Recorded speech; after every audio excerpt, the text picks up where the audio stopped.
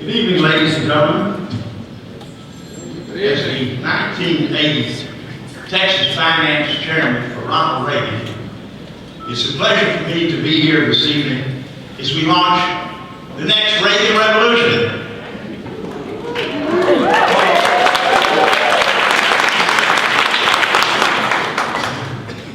You know, while Governor Perry has been flirting with such Looney Tunes ideas as the Trans-Texas Corridor and mandatory vaccines for young girls to prevent a sexually transmitted disease, and while Senator Hutchinson has advocated abortion during the first 2 trimesters of pregnancy, reneged on her own term limits pledge, while suggesting that the government be term limited, and is proud of being the pork barrel queen. Ronald Reagan said that federal aid is like a man giving himself a blood transfusion from his left arm to his right arm and spilling half of it on the way across.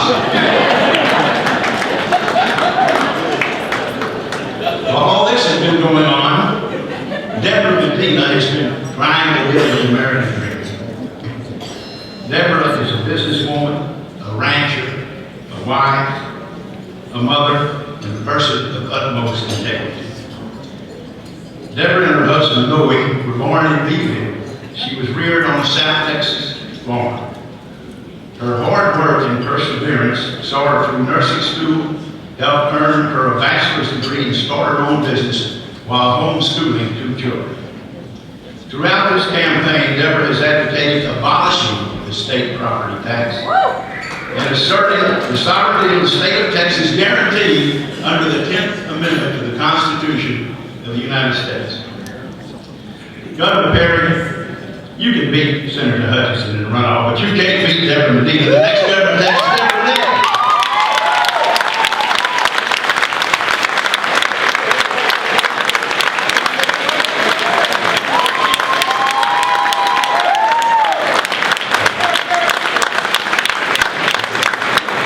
Hello, I am David for the people. You know, many of us have been under the misnomer that this is a 3-way race. It's really not. It's a race between a conservative, grassroots, Republican activist and 2 big government incumbents. And that's really, quite frankly,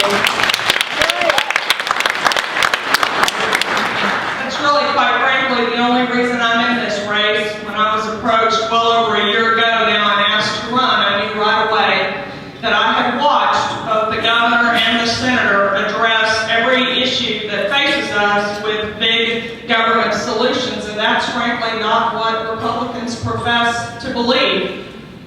The question is, are we going to start walking our talk, or are we going to continue to lose seats as Republicans both here in Texas and across the country?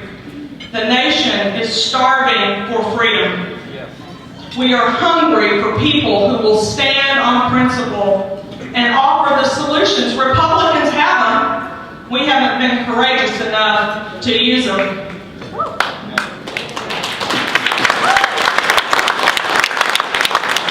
My daughter said last week in an interview with Lynn Cannon, some of you may have caught that last night, the sword is in your hand. And that is true for all of us. You know, the cornerstone of this campaign has been private property. I have made the argument from El Paso to Beaumont and Harlingen to DFW and Amarillo and all points in between that private property ownership and gun ownership are the essential elements of freedom. And yet we're going to keep arguing about how we appraise our property and how we let government take it from us. I have said none of us own our land. We are in fact tenants. And everything that government does enforces to us that they believe they are the landlord. The governor has no qualms shoving the Trans-Texas Corridor down our throat because the property is theirs. They have no qualms of using eminent domain and using it to club us over the head because the property is theirs. They have no qualms not securing our border, allowing private property because the property is theirs. We will either recognize that private property ownership is an essential element of freedom and secure it for freedom. Is that not the fundamental goal of government in a constitutional republic? To understand that its role is to protect life, liberty, and property? Is that not our first duty? And yet we have sat silent as the very ingredient of our freedom has been taken from us. The beautiful thing about freedom, if you notice, those nations that are most free are also prosperous. And many here in this audience have thought, to get rid of that property tax for the fiscal benefit that it would give. If we don't understand first that it is a freedom issue, we will find ourselves right back where we are today in but a few years, when government is hungry to do what government does. Government grows. It is our duty in a government of the people, by the people, for the people, to harness the growth of that government. The proper thing to do, the right thing to do, Texas, if you but have the courage, is to eliminate property tax in Texas, harness eminent domain abuses, and give Texas back her freedom.